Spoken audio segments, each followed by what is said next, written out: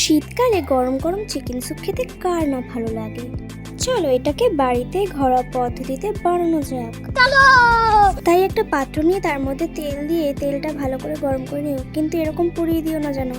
আর তার মধ্যে গোটা গোলমরিচ আর জিরে ফোড়ন দিয়ে তার মধ্যে পেঁয়াজ কুচি রসুন কুচি দিয়ে নাড়িয়ে চাড়িয়ে তারপরে চিকেনের পিসগুলি এর মধ্যে ঢেলে দেবে। এরপর চিকেনটাকে ভালো করে নাড়িয়ে চাড়িয়ে ভালো করে একটু সাদা সাদা করে নেবে ভেজে। তারপরে সবজিগুলো দিয়ে দেবে। বিনস গাজর দিয়েছি আমি এখানে। ভালো করে শিখে রাখো কিন্তু বাড়িতে যেন বানিয়ে খেতে পারো। এরপর এই সবজিগুলো দিয়ে নাড়িয়ে চাড়িয়ে ভালো করে তারপরে জল ঢেলে দেবো পরিমাণ মতো। এর মধ্যে থেকে চিকেনগুলো একটু আলাদা করে তুলে রাখবো। তারপরে ওটা জাল দিয়ে তারপরে এদিকে চিকেনগুলোকে একটু ছাড়িয়ে নিয়ে তার মধ্যে আবার দিয়ে দিতে হবে। তারপরে এটাকে ভালো করে ফুটিয়ে নিয়ে এর মধ্যে গোলমরিচের গুঁড়ো ঢেলে দেবো। এরপর রেডি হয়ে যাবে চিকেন স্যুপ।